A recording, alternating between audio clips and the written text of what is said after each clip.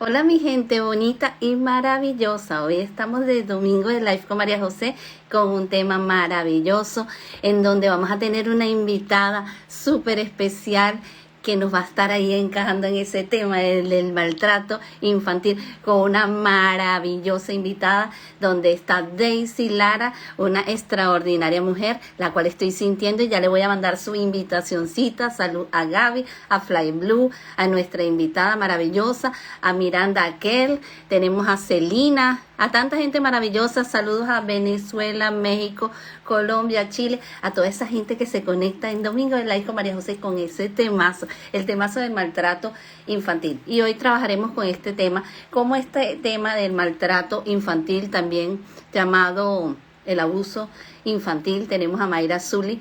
Es importante saber que esta temática tiene repercusiones en la adultez y hoy vamos a saber de dónde surge ese tema del maltrato infantil, cuáles son las causas, cuáles son las consecuencias y cuál es el perfil que tiene cada una de estas personas. Saludo a Mayra Zully, un abrazo desde Venezuela, aquí conectados con varias partes del mundo. Buenos días a Miranda, buenos días a esta gente bonita.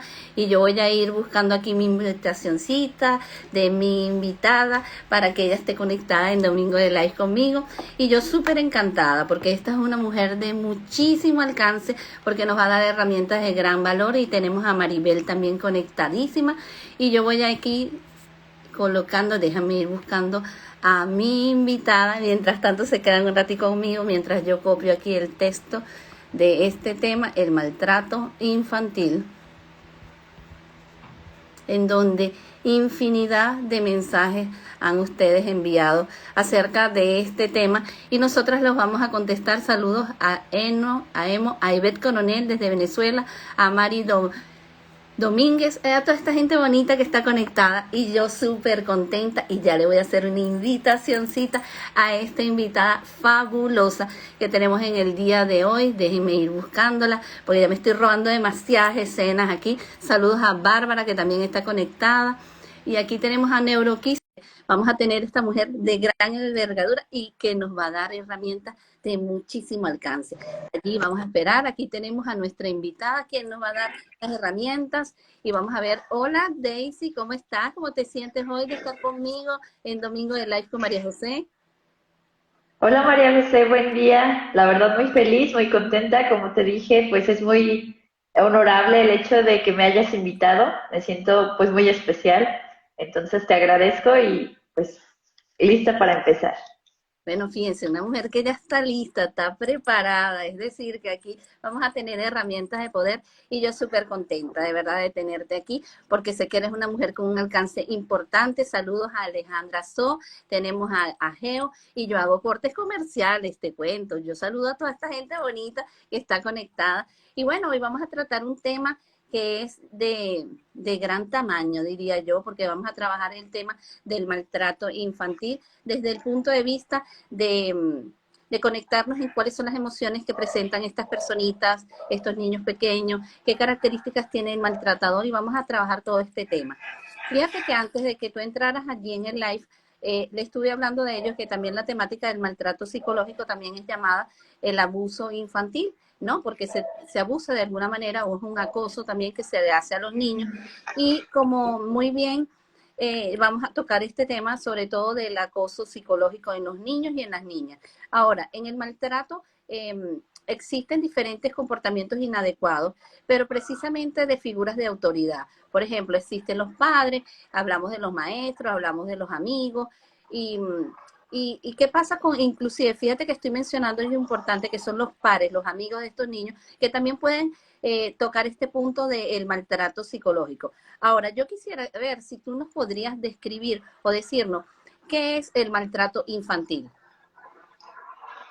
Bueno, es un tema bastante delicado y para poder hablar de esto, pues tenemos que conocer como ciertos comportamientos en los que se le hace un rechazo o un desprecio al niño, donde pues el niño se siente no valorado, no amado, despreciado o incluso valorado pero de forma condicionada.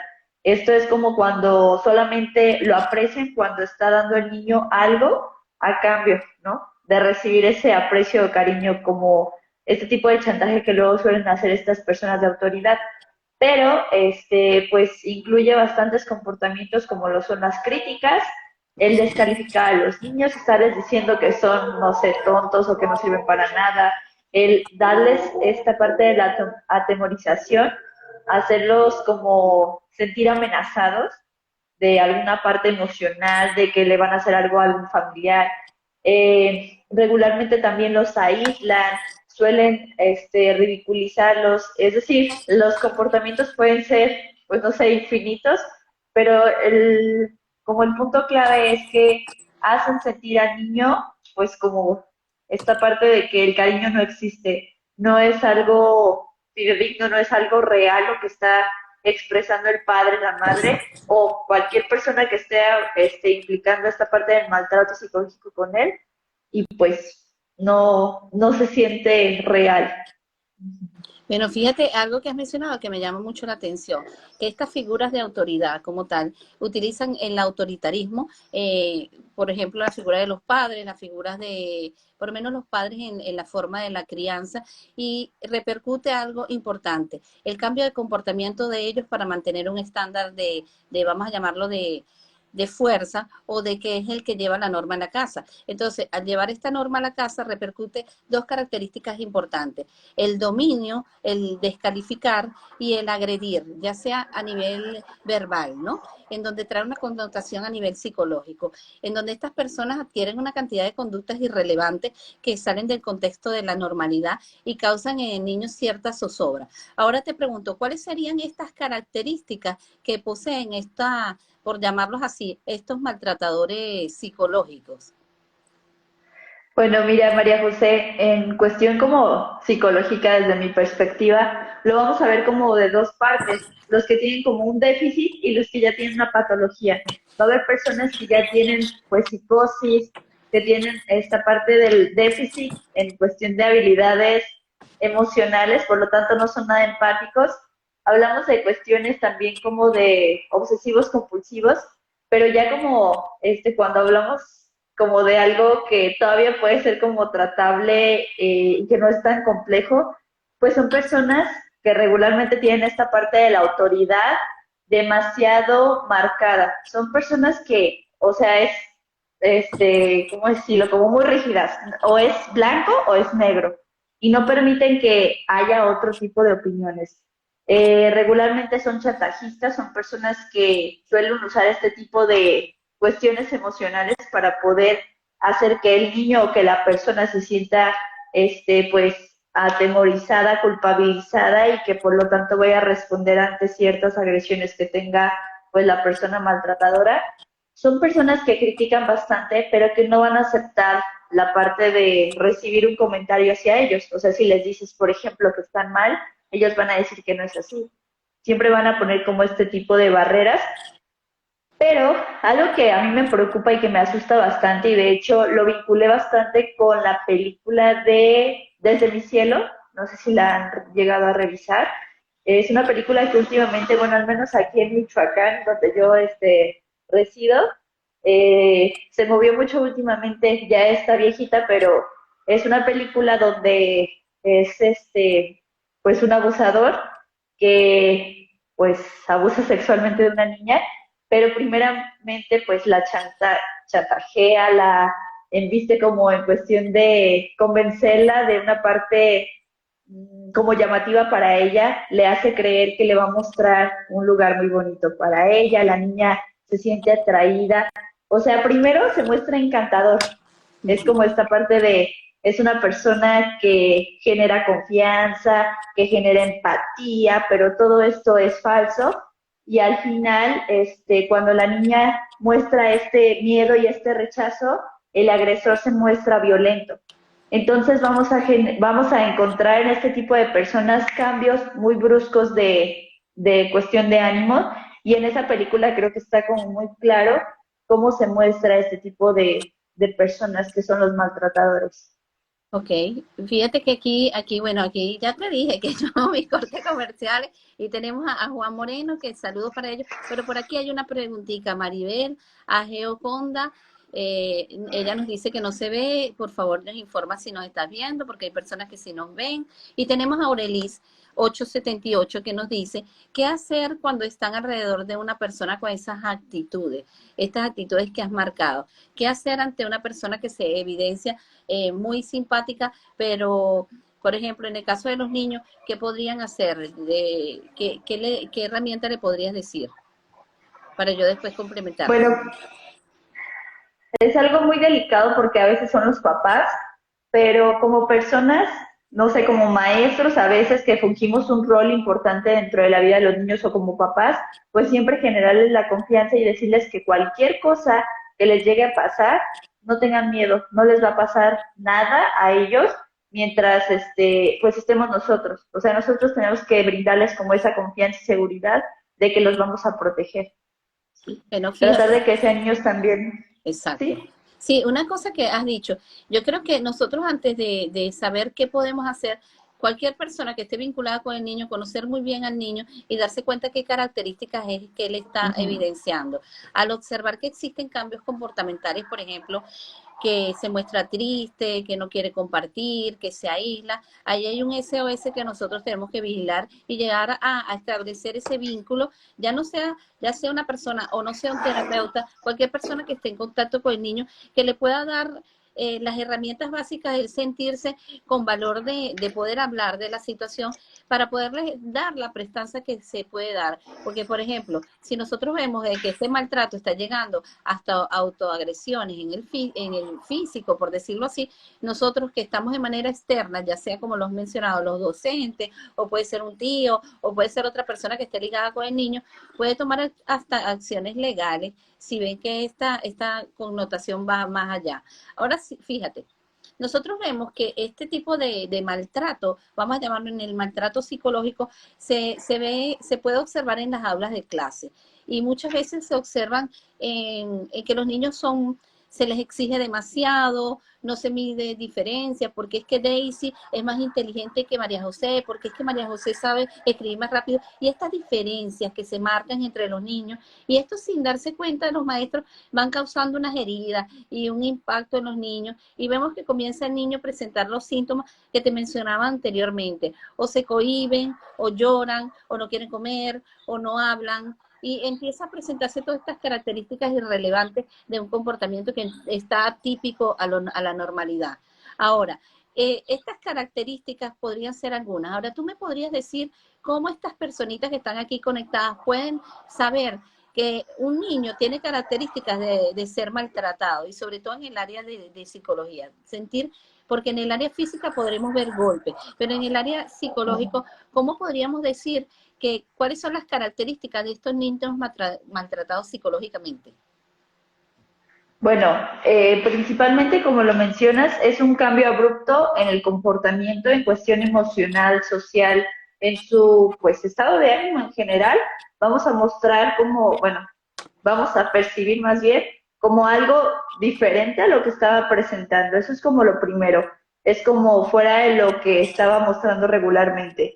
También además de los problemas como físicos que vamos a percibir, también va a haber pues consecuencias neuropsicológicas y psicológicas. Lo primero es que va a afectar en la cuestión del aprendizaje, la cuestión de la regulación emocional. Vamos a tener niños que regularmente se van a mostrar agresivos y violentos porque pues van a atender esta parte hiperalerta de protección y de seguridad. Van a querer poner una barrera para poder estar seguros. Ya empiezan como no solamente a percibir esta parte de pues la protección, o sea, el querer estar protegidos por o evitar la agresión de esa persona, sino en general. O sea, ya no saben a quién confiar. Empiezan a perder esta parte de la confianza y por lo tanto se empiezan a aislar. Son niños que ya se la pasan solos y esto puede desencadenar también lo que es depresión, ansiedad o estrés postraumático, que ya son pues trastornos que se tienen que tratar psicológicamente. Vamos a encontrar niños que son rebeldes, desafiantes, que incluso pueden llegar a dañarse a sí mismos. Entonces, y también otra cosa que puede ser también como contrario a todo esto que he mencionado es la búsqueda de deseo de afecto. O sea, van a ser niños que van a estar abrazando a sus compañeritos, pero siendo muy efusivos. O sea, no van a tener como esta regulación en la cuestión de saber ni siquiera a quién. Incluso pueden confiar en personas que no deberían confiar. Entonces, pues a veces vamos a encontrar como esta disparidad, pero lo primero y lo más evidente es esto, que son cosas que no mostraba antes y que de repente empezó a manifestar. Ok, fíjate que, bueno, aquí la gente que se está conectando, Maduren, saludos a MGB, a Yulín Díaz, y aquí por aquí hay una preguntita de MGB que dice, los niños se encuentran apáticos de ir a la escuela, ¿sería una de las características? Ah, Jesús. Ok, Uh-huh. entonces fíjense, sí, aquí dice MGB 18, creo que debemos reforzar la personalidad de los niños, estamos sobreprotegiendo a nuestros hijos y por cualquier cosa se quiebran. También MG 118 dice, ahora tienen una viga tienen en viga el bullying, deberíamos cambiarlo por campañas de reforzamiento de valores y autoestima. Fíjense qué importante este comentario de MGB y evaluando lo que estábamos conversando, hay algo importante que es estos cambios comportamentales, cómo afectan al niño en su relación de vida, cómo afectan en su salud, cómo afectan cualquier contexto donde él se relaciona y donde él deja de interactuar, en donde él deja de participar por causa de diferentes situaciones mentales que están allí presentes, en donde él no tiene las herramientas de cómo cambiarlas, sino utilizando esto. Fíjate que, como bien lo has mencionado, hay muchos que se aíslan y hay unos que buscan un sobreapego a otras personas,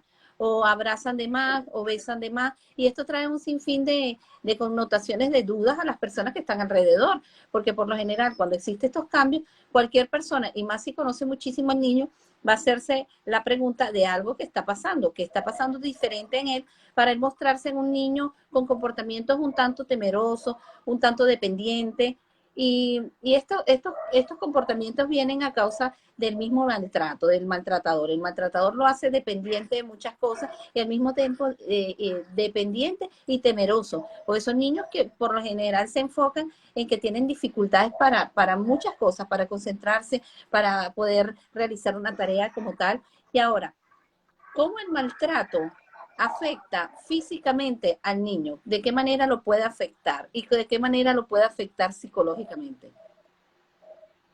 El impacto, la verdad, a mí me parece impresionante y bastante grande. Vamos a percibir físicamente, son polaridades. Puede ser la desnutrición, puede ser que el niño deje de comer, que ya no quiera o no le apetezca estar alimentándose, o por el contrario, también puede haber un aumento de peso en esta parte física, ¿no? Y como menciono, también puede haber esta parte de que empiece a dañarse a sí mismo, puede hacer como lo de cutting, puede haber ya incluso daños de golpearse, son niños que de repente pueden estarse golpeando en la pared o hacer cosas que donde estén, pues, autoflagelándose, lastimándose a sí mismos y también en cuestión de la parte psicológica, vamos a ver que hay una área que es la de la amígdala en el cerebro que empieza como a afectarse. Regularmente cuando sufrimos como agresión, estamos en un ambiente violento y que ahorita, recordando como esta parte, un niño maltratado no solamente es aquel que es directamente, por ejemplo, el percibir violencia también se considera maltrato psicológico infantil, ¿sí? Que los papás estén peleando a golpes frente a ellos o que hagan conductas inadecuadas frente a ellos, pues eso también es una agresión. Y todo eso va a estimular lo que es la amígdala y vamos a encontrar niños que van a empezar a desregularse emocionalmente, van a empezar a ser agresores también, puede ser. O sea, no lo digo como algo definitivo, pero tienen el riesgo de empezar a presentar eso o incluso pues también patologías, ¿no? También la parte de la toma de decisiones ya no la ven, ya no la tienen como tan, no se puede como desarrollar en cuestión de la madurez como una persona sana o equilibrada emocionalmente. Entonces son niños que para tomar decisiones tienen complicación y no saben en qué basarse para poder hacerlo.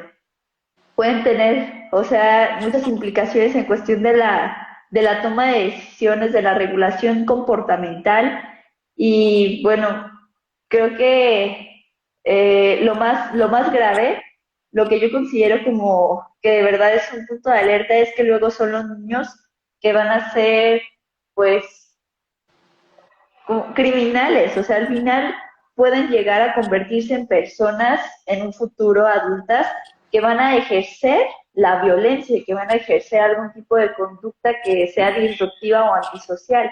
Entonces eso es lo que más preocupa, porque no van a saber desarrollar la cuestión social o empática, ¿sí? Porque si para ellos nadie estuvo para preocuparse o para protegerlos, pues entonces ellos no generan esta parte, no la aprendieron de ningún lado. Por eso es que, o sea, lo más importante es atenderlo de forma temprana y estar muy alerta y pendientes de nuestros niños, porque pues las consecuencias son infinitas. Bueno, fíjate algo que me llama muchísimo la atención de lo que has mencionado, que estos componentes hacen que ellos puedan convertirse en unos ciertos agresores. Se pueden convertir de una manera indirecta en personas que puedan lastimar, en personas que lo que no recibieron no saben cómo darlo. Por tanto, esa es una conexión y algo importante de que son niños que debemos vigilar, son niños que no podemos dejar pasarlo simplemente, sino que debemos manejarlo en un estándar más lógico. Ahora fíjate, cuando existe la competencia entre los niños, entre lo que son los alumnos, los niños, los amigos, y entonces empiezan a de repente estos juegos entre ellos en donde yo siento que me están acosando, que están utilizando calificativos que me están haciendo sentir mal y psicológicamente no acepto las bromas, se llega a mí hasta tener un estrés y un maltrato psicológico porque permito y mis compañeros siguen y siguen en esto, en dejar secuelas, de decirme de repente eres lento o eres diferente o eres tonto, cualquier cantidad de cicatrices que se van formando. Ahora, ¿cómo podemos nosotros determinar que tanto lo pueden ser los amigos, pueden ser los hermanos, e incluso todos pueden estar aplicando el maltrato psicológico? Bueno, inicialmente porque vamos a encontrar, no en todos, pero vamos a encontrar como esta frecuencia de aislamiento, ¿no? El niño no va a querer estar con ese tipo de personas, pero a veces están siendo amenazados, entonces tienen que, o sea, se ven como forzados a estar con estas personas, o de alguna forma pues son los únicos con los que pueden compartir el tiempo, ¿no? Entonces, pues no queda de otra más que estar ahí. Entonces vamos a empezar a percibir como una serie de comportamientos como lo es la descalificación también por su parte. O sea, así como a lo mejor papá siempre es como de que los aceptamos, le decimos cosas buenas, pero empezamos a escuchar que el niño dice, es que soy un tonto, es que no puedo, es que es, o sea, ellos solitos empiezan como a replicar este tipo de comentarios que de forma externa están recibiendo, porque o sea, los conciben como si fueran propios. Entonces, es como, a ver si en casa les estamos brindando un ambiente de seguridad de dónde está tomando este tipo de comentarios. Entonces, podemos empezar a tomar como una alerta esta parte, ¿no? Yo ya me voy a como saltar un poquito la cuestión de la intervención, bueno, más bien, como de la prevención e intervención. Creo que es fundamental el ayudar o el guiar a los niños a poner límites, saber cuándo, saber cómo y también pues a veces no el ser tolerantes como tal, porque yo sé que pues es difícil el ignorar como ese tipo de comentarios negativos, pero sí el saber que pues a lo mejor el niño lo está diciendo porque él se siente mal, ¿no? Como el también ser empáticos en esa parte y guiar a los niños siempre, como en esta parte de pues hacerles saber qué es, cuál es su valor, cuál es la parte también social, como de que no todos los niños se sienten bien y cuando regularmente los niños tienen este tipo de comentarios, pues porque no se sienten bien del todo ellos mismos también. Y como amigos pueden ayudar, detener o acercarse a un adulto para que también los guíe y los apoye, que no les va a pasar nada, o sea, hacerles siempre sentir y reforzar esta parte de la seguridad de que pueden confiar en nosotros como papás o como maestros o como pues personas adultas que los vamos a proteger y a defender. Ok, fíjate que aquí tenemos un comentario que me gusta mucho, que es de neutróloga Cristina Ramírez.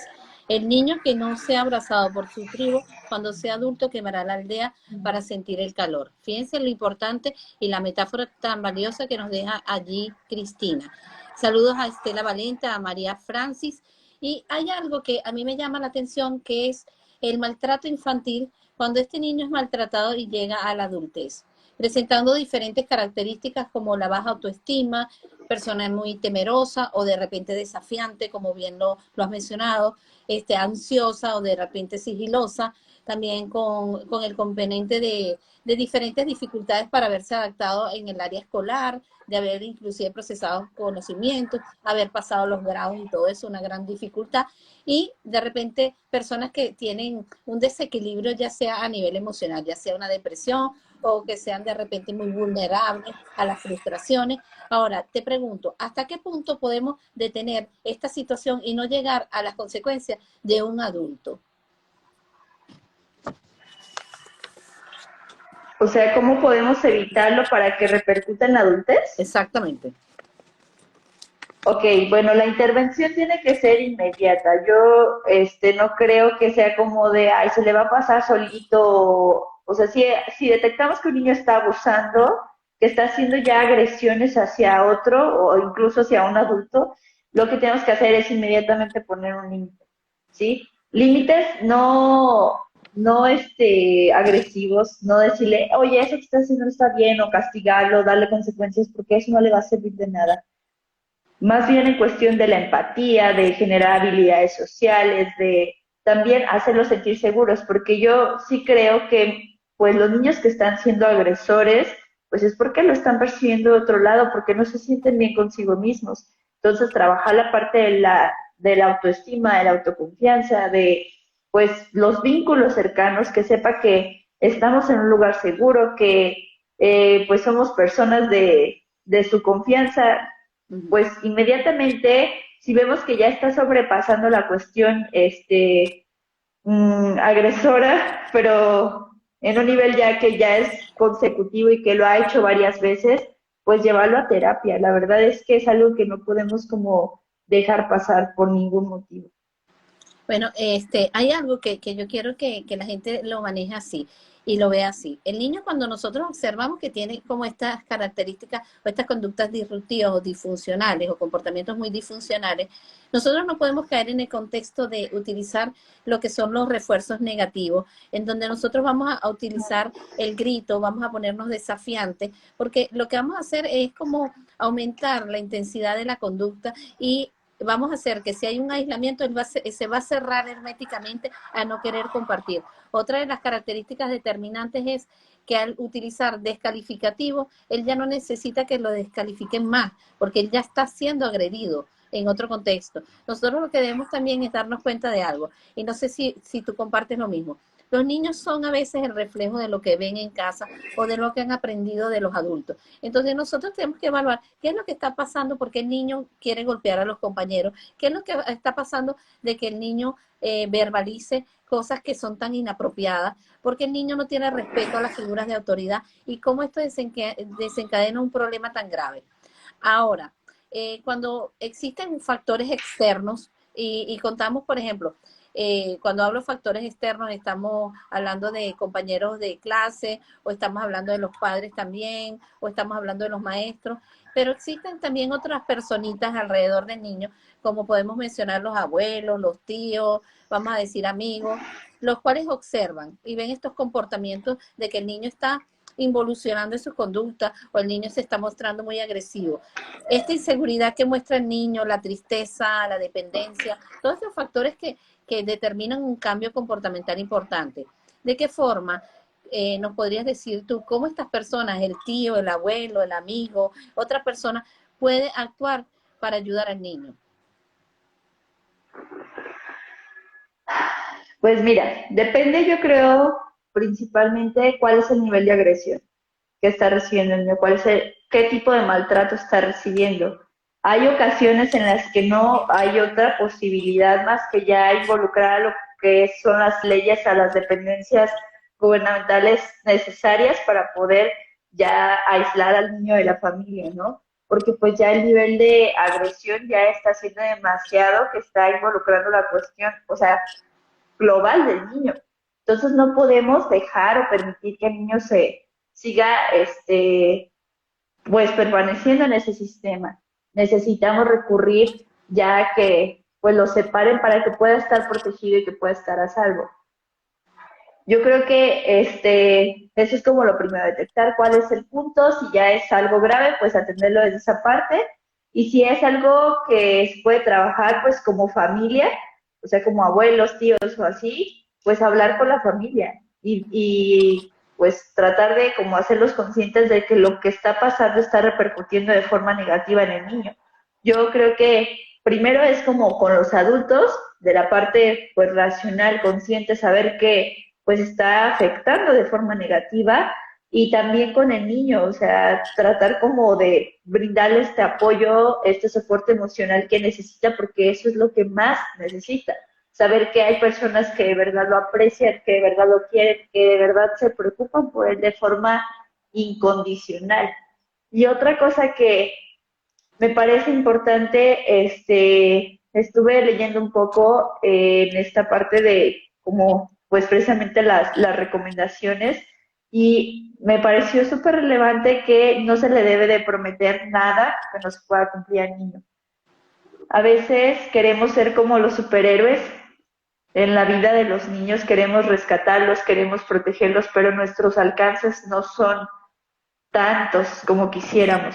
Entonces, pues hacerles saber que pues a lo mejor solamente puedo estar ahí cuando él me lo pida o cuando yo pueda acercarme a él, pero no decirle que siempre voy a estar ahí, porque a lo mejor no va a ser así. A lo mejor la posibilidad que tengo o la posibilidad que él tiene de estar conmigo no puede ser de esa forma.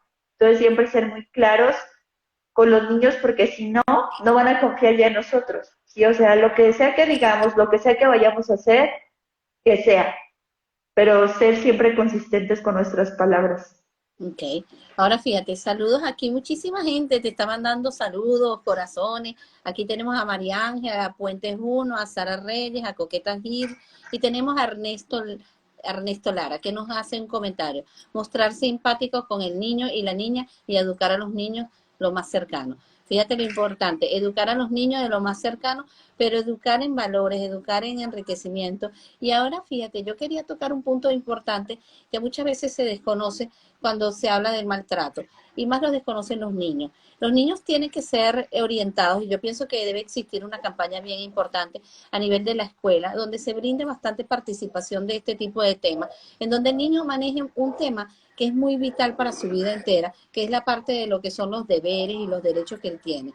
Muchas veces se habla de esta parte de los deberes que tienen los niños, pero los niños tienen una cantidad de derechos, en donde muchas veces puede ser el docente, o puede ser el padre, o puede ser la persona o la figura que convive con él, que se olvida de esta parte de lo que son los derechos que él tiene.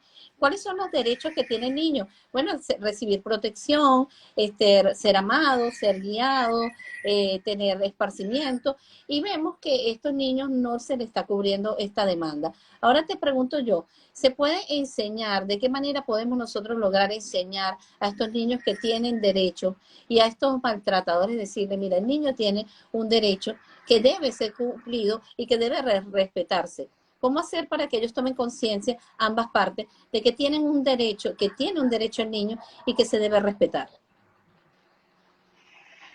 Bueno, ahí como rescatando la parte de lo que dice Ernesto, creo que también a los adultos, y no podemos como solamente enseñarle a los niños sin enseñarle a los padres. Creo que es un trabajo mutuo y algo que no se le, yo no considero que se les debe enseñar como oralmente, o sea, como decirles: niños, estos son sus derechos. A lo mejor sí, inicialmente, pero también la cuestión práctica. Si yo como a lo mejor institución educativa estoy propiciando esta parte o les estoy diciendo, pues también como maestra, como institución lo tengo que practicar. ¿Sí? No se vale que yo diga: niños, ustedes tienen el derecho a ser amados y protegidos, y después castigarlos. O sea, creo que ahí no estoy siendo congruente con mis palabras y no les estoy propiciando, no les estoy enseñando que eso es real, ¿sí? Eso es como lo primero, ¿sí? a través de la práctica y a través de, pues no sé, talleres con los papás. Yo creo que es el trabajo indispensable también, el que ellos sepan que es un derecho y que si no se respeta o no se cumple, pues también hay consecuencias. Exactamente. Y que ellos sepan cuáles son las consecuencias de los niños o que ellos pueden tener como papás al momento de estar, pues, haciendo el maltrato hacia ellos. No, y una de las cosas también que yo pienso es nosotros observar si estamos cayendo en el plano del maltrato, de qué manera podemos nosotros buscar alternativas para poder disociar esto, porque por ejemplo, yo veo a la gente, por lo menos los maestros a veces no tienen mucha paciencia y maltratan verbalmente al niño utilizando ciertos calificativos. Entonces, este trabajo que has mencionado es muy vital, el de la formación tanto a los padres como a los docentes acerca de esta materia. Bueno, saludos a Schap y tenemos a Felicidad69 que se ha conectado en este momento y tenemos un comentario de Ernesto Lara que nos dice, yo decía que los adultos para no ser perjuiciosos con los niños, el comportamiento inadecuado tiene algo de fondo. Entonces, fíjate qué importante cómo él manifiesta que definitivamente cómo puede repercutir este aprendizaje o este acondicionamiento de maltrato en la adultez. Ahora, cuando yo veo que hay un acondicionamiento constante de acoso, de maltrato al niño, y hay acciones, palabras, y palabras muy hirientes, muchas oportunidades que dejan huellas particulares o cicatrices en el niño.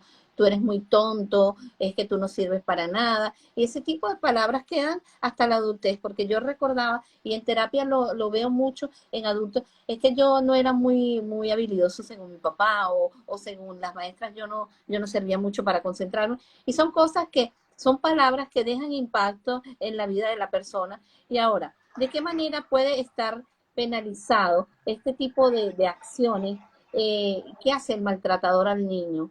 ¿De qué manera puede estar focalizado este maltrato? Ponerte el caso de, por ejemplo, el padre que sea tan acosador y deje tantas huellas negativas. Empezar por el padre. ¿Qué me podrías decir por los padres? ¿De qué manera puede haber una pena para estos padres? ¿De qué manera lo podemos regular? En cuestión legal, bueno, yo creo que varía mucho de acuerdo a la ciudad o al país en el que estemos. Aquí de repente suele ser complicado porque ya se llega como hasta las últimas consecuencias cuando ya puede intervenir las autoridades, ¿no? Ya cuando vemos que hay agresión física es cuando realmente repercuten. Y lo que se puede hacer pues es aislarle al niño. Es lo que al menos aquí en México regularmente se hace. Pues esa es como la repercusión que yo identifico, al menos aquí en México. Y la otra, pues ya es cuando ya lastimó, lesionó de forma grave y que pues ahí ya puede tener una repercusión como de estar en una prisión o algo así. Pero, pues también, es que es algo que de verdad es algo muy complejo, María José, porque pues consecuencias psicológicas como papás ya las tienen. Ya son personas que están dañadas emocional, psicológica y pues en forma global, o sea, por algo están haciendo todo eso, ¿no? Y creo que más allá de eso no son conscientes o no tienen como este alcance de saber que lo que están haciendo está teniendo pues una afección a un ser humano, no están siendo empáticos, no tienen esta parte, por lo tanto, en esto como racional, no hay una repercusión que yo al menos crea que se tenga. Fíjate que aquí tenemos un comentario muy valioso de Alejandra Sor 21 que dice, muchas de las personas con trastornos de alimentación en la etapa de la adultez tuvieron maltrato durante la etapa infantil, sobre todo del padre. Entonces, fíjate cómo hay figuras que repercuten en el comportamiento en la adultez. Ahora, en el caso de la formación, de tener esa semillita que es un niño pequeño en manos de un docente que debe darle los alcances y de repente pierde la paciencia y utiliza el maltrato porque el niño es diferente o porque el niño de repente sí es diferente o de repente puede ser un poquito con un estándar de ser un poco más lento o demasiado activo. Entonces, esto trae una repercusión muy grande. No sé cómo lo ves tú, Daisy, pero esto es una repercusión, porque si el niño es muy rápido, porque es muy rápido, si el niño es muy lento, porque es muy lento, porque si el niño dice, porque dijo, si no dice, porque no dice. Entonces, por más que sea, en ese interín de sacar diagnósticos, observaciones, el docente también atropella, el docente también maltrata y el docente pierde la paciencia hasta un punto de que se vuelve hasta un líder, puede convertirse en un líder en el aula, en donde también los niños que están atrás aprendiendo a él, utilizan calificativos a este niño y lo acosan y lo maltratan. Y ahora te pregunto, en el caso del docente, desde mi punto de vista, hay sanciones a nivel de lo que es la profesión docente. Y una de las cosas es, hay un juramento de ley, pues, que nos dicen a nosotros que nosotros nacimos para formar, no para deformar. ¿Qué piensas tú de esto de nacimos para formar y no para deformar? Pues algo que deberíamos de aplicar, ¿no? Como docentes. También soy maestra y creo que es algo que pues tenemos que propiciar, como dices. Somos líderes, somos personas que estamos al frente y que todos los alumnos nos van a percibir como una figura de ejemplo. Por lo tanto, tenemos que propiciar conductas que sean positivas, conductas que demuestren esta parte de la cercanía, de la empatía, de las habilidades sociales y que sí, evidentemente en cuestión de nuestra, bueno, aquí al menos en México pues existen los códigos de ética de cada una de las profesiones y cuando llegamos a faltar en una de estas partes de las leyes, pues nos quita nuestra cédula profesional y ya no podemos ejercer nuestra materia, ¿no? Pero pues esa es como una de las sanciones que podemos llegar a presentar o pues ya como lo digo, de forma penalizada ante la ley.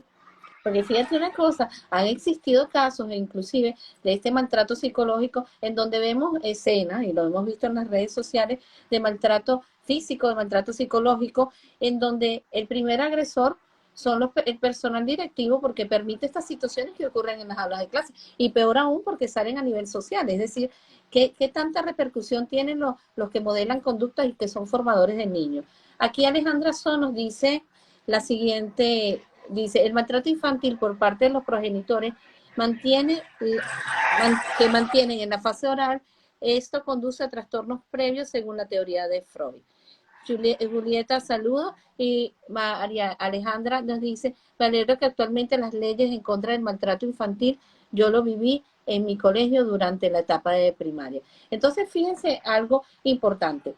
Ya el maltrato infantil es algo que es visible, es algo que puede ser muy bien observado, puede ser muy bien modelado e inclusive muchísimas alternativas hay para poder alcanzar, ayudar y apoyar al niño, que es el principal afectado. Y segundo, nosotros también podemos ayudar al agresor de una u otra manera cuando los alcances vemos que están en la etapa, como lo dijo muy bien Daisy, en una etapa previa, en donde nosotros podemos acondicionarnos en apoyarlo. Porque ¿qué pasa? De repente, ¿por qué está siendo maltratador? ¿Qué lo está llevando a hacer? Y nosotros controlar eso. Por eso es importante que nosotros evaluemos los factores externos de que podemos dar un granito de arena en esta dificultad que se está presentando.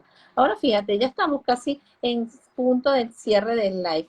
¿Qué conclusiones nos puedes decir tú, Daisy, acerca del maltrato infantil? La prevención es prioridad, sobre todo en conjunto. No creo que solamente sea de forma aislada con los niños, solamente con los padres, sino en conjunto. Yo creo que las escuelas tienen este punto clave de poder abarcar estos dos aspectos y al mismo tiempo estamos evitando que haya maltrato infantil entre pares y también de padres o de autoridades hacia los niños. Todos tenemos que estar capacitados en esta parte y saber que las repercusiones pues son globales, o sea, tenemos, al menos pues aquí en México yo lo puedo decir que la delincuencia está demasiado intensa. Lo vimos hace poco en Estados Unidos lo que ocurrió con el chico que pues llegó y hizo una agresión desastrosa. Entonces creo que para poder evitar, prevenir todo esto, necesitamos siempre actuar desde la parte del amor, desde la parte de la empatía y que saber primero qué es todo esto, porque pues nos hablan de las emociones, siempre nos preguntan en la calle o en la escuela cuando llegamos, ¿cómo estás? ¿Cómo se sienten? Y todos bien, ¿no? Pero realmente estamos bien, ¿cómo se sienten? O sea, saber realmente, a ver qué estoy sintiendo y cómo eso que estoy sintiendo lo puedo expresar desde todo, o sea, desde lo más básico y fundamental. Saber a quién sí puedo confiar y en quién no.